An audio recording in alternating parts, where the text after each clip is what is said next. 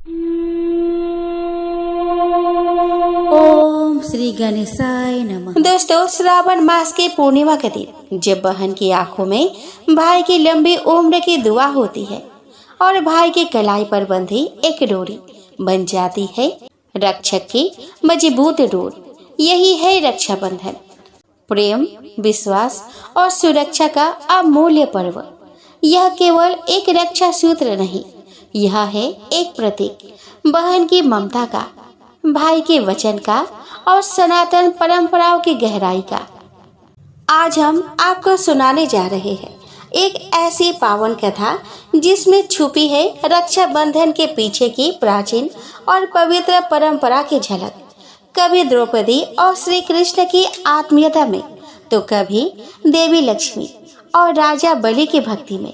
तो आइए श्रवण करें रक्षाबंधन व्रत कथा, उस पर्व की कथा जो भाई बहन के प्रेम को अमर बना देती है। दोस्तों, यूं तो रक्षाबंधन के कई कथाएं हैं, लेकिन इस वीडियो में मैं आपको कुछ चर्चित कथाएं सुना रही हूँ।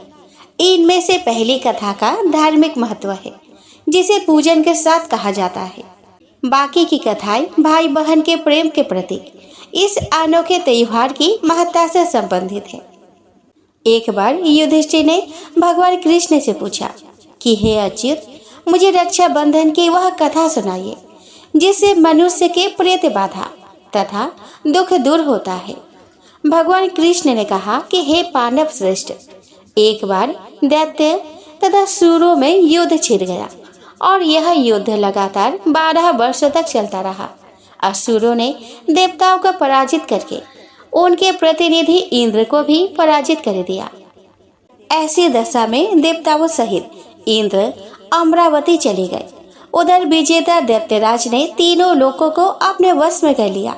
उसने राजपद से घोषित कर दिया कि इंद्रदेव सभा में न आए तथा देवता व मनुष्य यज्ञ कर्म न करे, सभी लोग मेरी पूजा करें। दैत्यराज के इस आज्ञा से यज्ञ, वेद, पठन पाठन तथा उत्सव आदि समाप्त हो गए। धर्म के नाश से देवताओं का बल घटने लगा। यह देख इंद्र अपने गुरु बृहस्पति के पास गए और उनके चरणों में गिरकर निवेदन करने लगे। गुरुवर, ऐसी दशा में परिस्थितियां कहती है कि मुझे यही प्राण देने होंगे, ना तो मैं भाग ही सकता हूँ और ना ही युद्ध भूमि में टिक सकता हूँ। कोई उपाय बतलाइए। बृहस्पति ने इंद्र की वेदना सुनकर उसे रक्षा विधान करने को कहा। श्रावण पूर्णिमा को प्रातःकाल निम्न मंत्र से रक्षा विधान संपन्न किया गया। इंद्राणी ने श्रावणी पूर्णिमा के पावन अवसर पर द्विजों से स्वस्ति वाचन करवाकर रक्षा का तंतु लिया और इंद्र के दाहिने कलाई में बांधकर युद्ध भूमि में लड़ने के लिए भेज दिया। रक्षा बंधन के प्रभाव से दैत्य भागे खड़े हुए और इंद्र की विजय हुई। राखी बांधने की प्रथा का सूत्रपात यही से होता है। दोस्तों, भारतीय इतिहास के अनुसार मुसलमान शासक भी रक्षा बंधन की धर्म भावना पर निछावर थे। जहांगीर ने एक राजपूत स्त्री का रक्षा सूत्र पाकर समाज को विशिष्ट आदर्श प्रदान किया। इस संदर्भ में पन्ना की राखी विशेषतः उल्लेखनीय है। एक बार राजस्थान की 2 रियासतों ने गंभीर कलह चल रहा था। एक रियासत पर मुगलों ने आक्रमण कर दिया। अवसर पाकर दूसरी रियासत वाले राजपूत मुगलों के साथ देने के लिए सैन्य सज्जा कर रहे थे। पन्ना भी इन्हीं मुगलों के घेरे में थी। उसने दूसरी रियासत के शासक को, जो मुगलों की सहायता के लिए जा रहा था, राखी भेजी। राखी पाते ही उसने उल्टे मुगलों पर आक्रमण कर दिया। मुगल पराजित हुए। इस तरह रक्षाबंधन के कच्चे धागे ने दोनों रियासतों के शासक को पक्की मैत्री के सूत्र में बांध दिया। एक बार भगवान श्री कृष्ण के हाथ में चोट लग गई तथा खून की धार बहने लगी। यह सब द्रौपदी से नहीं देखा गया और उसने तत्काल अपने साड़ी का पल्लू फाड़कर श्री कृष्ण के हाथ में बांध दिया, जिसके फलस्वरूप खून बहना बंद हो गया। कुछ समय पश्चात जब दुशासन ने द्रौपदी के चीर हरण किया, तब श्री कृष्ण ने चीर बढ़ाकर इस बंधन का उपकार चुकाया। यह प्रसंग भी रक्षाबंधन की महत्ता प्रतिपादित करता है। मध्यकालीन इतिहास की घटना है चित्तौड़ की हिंदू रानी कर्णावती ने दिल्ली के मुगल बादशाह हुमायूं को अपना भाई मानकर उनके पास राखी भेजी थी। हुमायूं ने रानी कर्णावती की राखी स्वीकार की और समय आने पर रानी के सम्मान की रक्षा के लिए गुजरात के बादशाह से युद्ध किया। तो दोस्तों, बहुत समय पहले की बात है। एक ही गांव में एक साहूकार रहता था। उसके 7 पुत्र थे। वो 7 पुत्र विवाहित थे। साहूकार के 6 बहुओं के भाई थे और उनका मायका बहुत समृद्ध था, परंतु 7वीं बहू के कोई भाई नहीं था और ना ही उसका मायका इतना धनवान था। एक बार श्रावण मास की भैया पंचमी आई, तब साहूकार की 6 बहुएं अपने मायके जाने की तैयारी करने लगी। जल्दी जल्दी घर के काम निपटाकर वो अपने मायके भैया पंचमी मनाने जाना चाहती थी। वो 6 बहुएं कुएं पर पानी भर रही थी। तभी किसी ने उनसे पूछा कि तुम सभी तो यहाँ हो, पर तुम्हारी देवरा ने कहा है। तो उन्होंने उत्तर दिया कि आज भैया पंचमी है और हमें अपने पिहर जाना है भैया पंचमी की पूजा के लिए, परंतु उसके कोई भाई नहीं है, इसलिए वो अंदर चुपचाप बैठी है और अपने काम कर रही है। उसकी सभी बातें एक सर्प सुन रहा था। एक बार उस छोटी बहू ने उस सर्प के जीवन की रक्षा करी थी, इसलिए वो सर्प उसका आभारी था। उन बहुओं की बातें सुनकर सर्प उन बहुओं के पीछे पीछे उनके घर पहुंच गया। घर में आकर उस सर्प ने साहूकार की छोटी बहू को अपनी बहन बताया और कहा कि वो उसका दूर रिश्ते का भाई है। उसने वहाँ सबका अभिवादन किया, लेकिन छोटी बहू को यकीन नहीं हुआ, इसलिए उसने उससे कहा कि मेरा कोई भाई नहीं है, तुम कौन हो, मैं तुम्हें नहीं जानती। तब उसने उसको विश्वास दिलाया कि वह उसका छोटा भाई है और कहा कि मेरा जन्म तुम्हारे विवाह के बाद हुआ था। यह जानकर उसे बहुत खुशी हुई। वो सबसे कहने लगी कि मेरा भाई आया है, मेरा भाई आया है।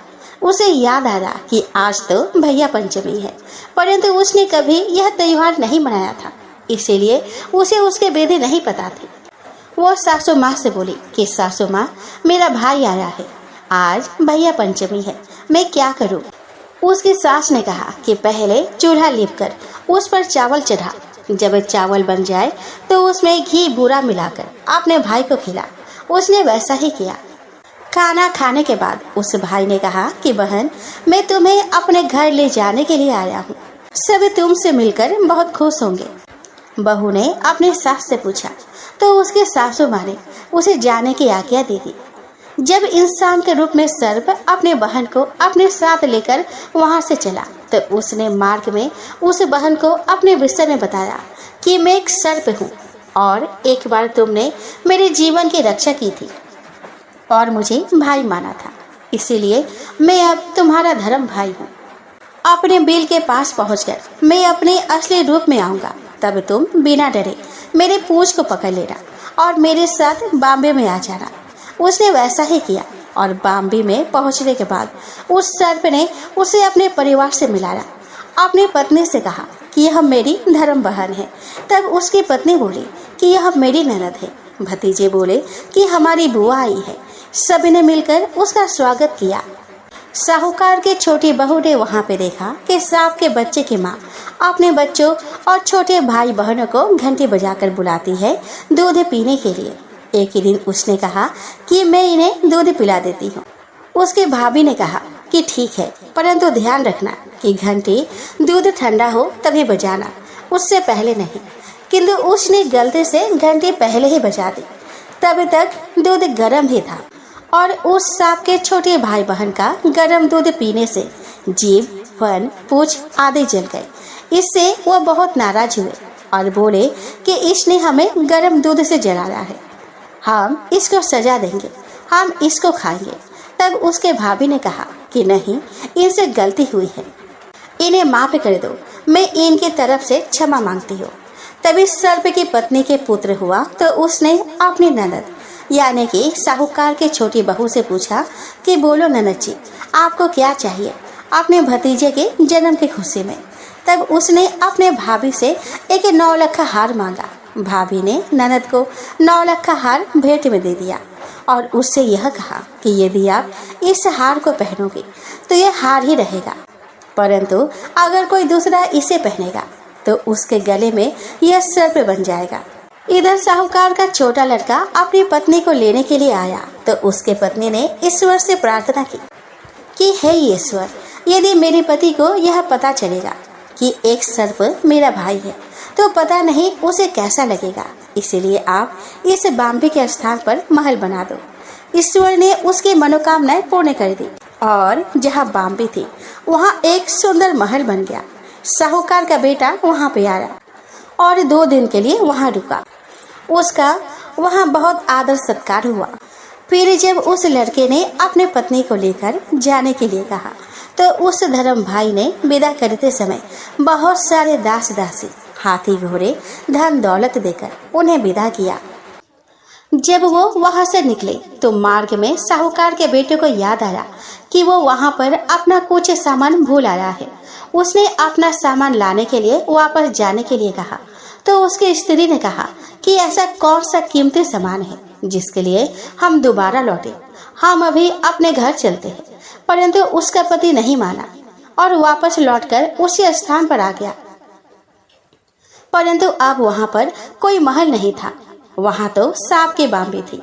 यह देखकर साहूकार के बेटे को बहुत क्रोध आया और अपनी स्त्री से कहा कि तुमने मुझे भ्रम में रखा, तुमने मुझे धोखा दे दिया। अब मुझे सच सच बता कि यह क्या मजरा है। तब उसकी पत्नी ने उसे सारी कहानी सुना दी और कहा कि मेरा कोई भाई नहीं था, इसीलिए सारी जेठानियां मेरा अपमान करती थी। मुझ पर ईश्वर ने दया दिखाई और एक सर्प मेरा धर्म भाई बनकर आया और यह उसी की बाम्बी है। मैंने ईश्वर से प्रार्थना की थी कि 2 दिन के लिए उस बाम्बे के स्थान पर एक महल हो जाए जिससे किसी को इस बात का पता न चले। उसके पति को उसकी बात पर विश्वास हो गया और वह उसे लेकर अपने घर लौट आया। बहुत दिनों बाद उस साहूकार के छोटी बहू के पुत्र हुआ। साहूकार के छोटी बहू ने अपनी ननद से पूछा कि तुम्हें क्या चाहिए, तो उसकी ननद ने कहा कि आप जो अपने मायके से 9 लाख का हार लाई हो, मैं तो वही लूंगी।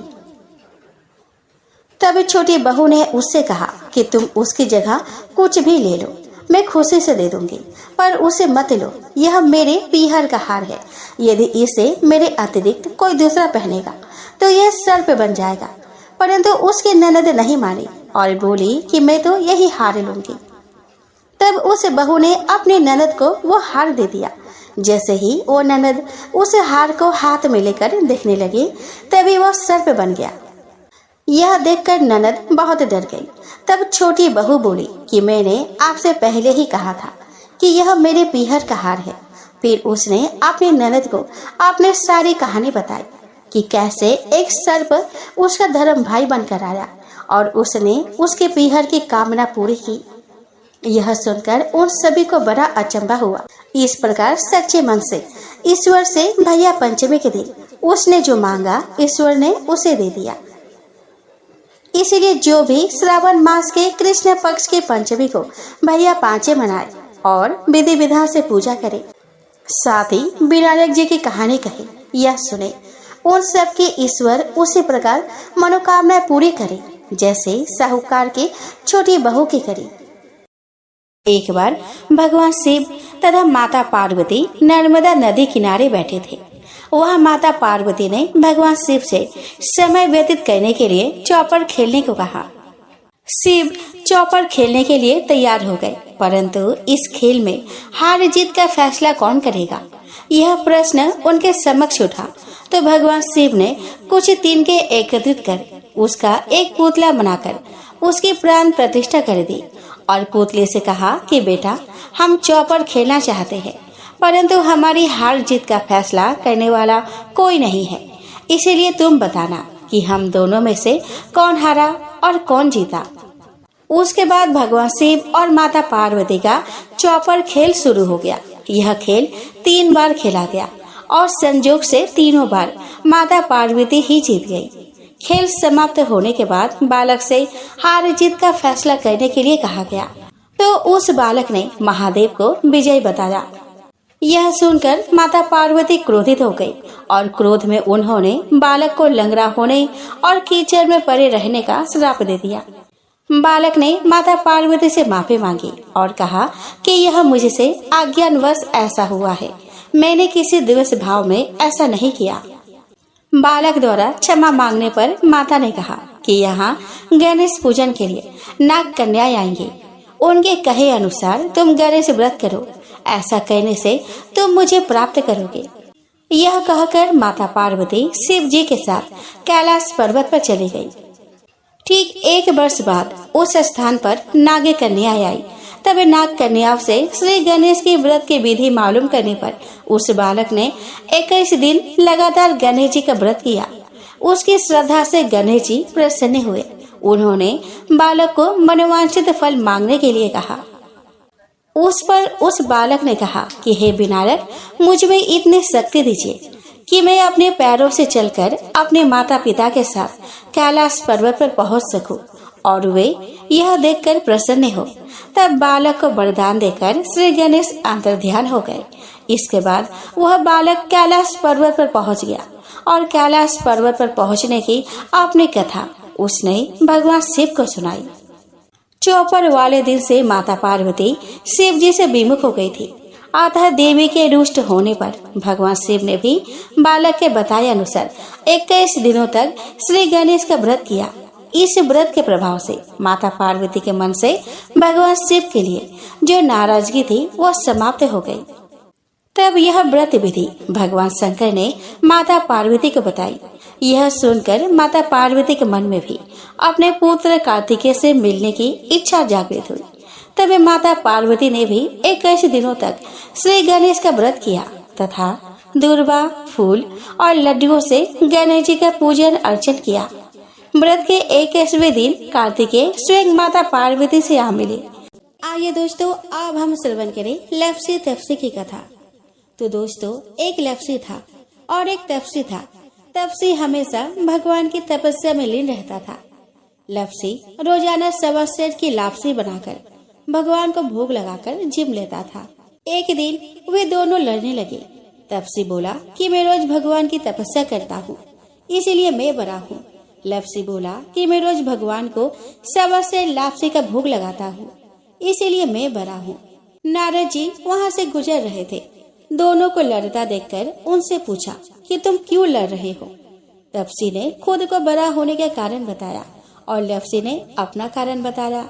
नारद जी बोले कि तुम्हारा फैसला मैं कर दूंगा। दूसरे दिन लप्सी और तप्सी नहाकर अपने रोज की भक्ति करने आए तो नारद जी ने छुपकर 1.25 करोड़ की एक अंगूठी उन दोनों के आगे रख दी। तप्सी की नजर जब अंगूठी पर पड़ी तो उसने चुपचाप अंगूठी उठाकर अपने नीचे दबा ली। लप्सी की नजर अंगूठी पर पड़ी लेकिन उसने ध्यान नहीं दिया। भगवान को भोग लगाकर लापसी खाने लगा। नारद जी सामने आए तो दोनों ने पूछा कि कौन बड़ा है। तो नारद जी ने तप्सी से खड़ा होने को कहा तो खड़ा हुआ तो उसके नीचे दबी अंगूठी दिखाई पड़ी। नारद जी ने तप्सी से कहा कि तपस्या करने के बाद भी तुम्हारी चोरी करने की आदत नहीं गई, इसीलिए लप्सी बड़ा है और तुम्हें तुम्हारी तपस्या का कोई फल नहीं मिलेगा। तप्सी शर्मिंदा होकर माफी मांगने लगा। उसके बाद उसने नारद जी से पूछा कि मुझे मेरी तपस्या का फल कैसे मिलेगा। तो नारद जी ने कहा कि यदि कोई गाय और कुत्ते की रोटी नहीं बनाएगा तो फल तुझे मिलेगा। यदि कोई ब्राह्मण को भोजन करवाकर दक्षिणा नहीं देगा तो फल तुझे मिलेगा। यदि कोई साड़ी के साथ ब्लाउज नहीं देगा तो फल तुझे मिलेगा। यदि कोई दिए से दिया जलाएगा तो फल तुझे मिलेगा। यदि कोई सारी कहानी सुने लेकिन तुम्हारी कहानी नहीं सुने तो फल तुझे मिलेगा। तो दोस्तों, उसी दिन से हर व्रत कथा कहानी के साथ लप्सी तप्सी की कहानी भी सुनी और कही जाती है।